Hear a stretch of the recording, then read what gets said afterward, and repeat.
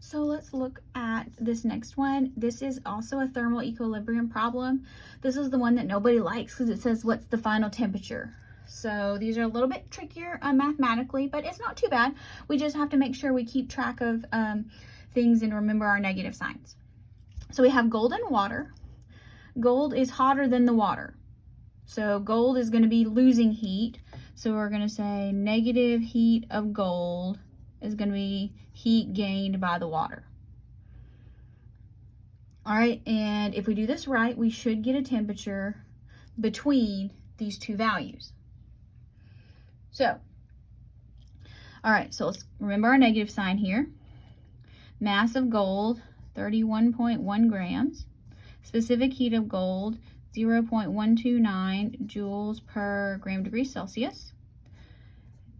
We don't know delta T because we don't know T final, but we do know it's going to be minus 69.3 degrees Celsius. Now, on the other side is going to be our water side. We have 64.2 grams of water, and we have 4.184 joules per gram degree Celsius. We don't know final temperature, and we're starting out at 27.8 degrees Celsius. All right. So I'm going to multiply the first two terms on both of these. That's going to cancel out my grams. So I know I need to make sure I get my negative in there. Negative 31.1 times 0.129. Negative 4.012. 4.012. And that's going to be joules per degree Celsius times TF minus 69.3 degrees Celsius equals, again, if I haven't used it yet, just copy it back. 64.2 times 4.184, 268.61. And that's also joules per degree Celsius. And we're just leaving the delta T component by itself right now. So now you have an option. You can distribute on both sides and then continue the algebra, or you can divide. I tend to be on the camp that likes to divide. So I'm going to divide everything by negative 4.012 joules over degrees Celsius. It makes the units work a little bit easier for me. So divide by negative 4.012 joules per degree Celsius. Negative 4.012 joules per degree Celsius. So that's going to go away and leave me with TF minus 69.3 degrees Celsius equals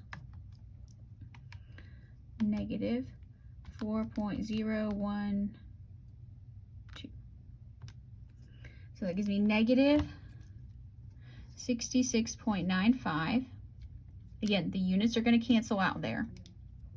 Times TF minus 27.8 degrees Celsius. So now I do have to distribute. Remember to distribute that negative sign, but I only have to distribute on one side. So I'm going to leave this the same. You can do that. Again, if you want to distribute and then solve, that's fine. I divided first. Negative 66.95 times TF.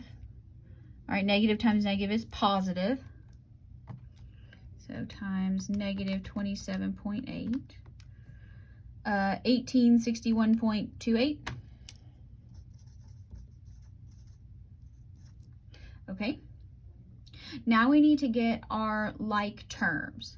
Now remember, this is a 1 that's in front of this TF. I don't like negative signs, so I'm going to bring this. So I'm going to add 1, or add all this to the left side and add 69.3 to this one. So there's already 1, and I'm going to add 66.95 more. So that's going to be 67.95 times TF equals, now I'm going to add 69.3, so 1930.58, and that's degrees Celsius. So now all I have to do is divide. And my units work out nicely. That was what, 67.95. 28.4. And that is higher than what we started with and lower than there. So it is within the range. There we go.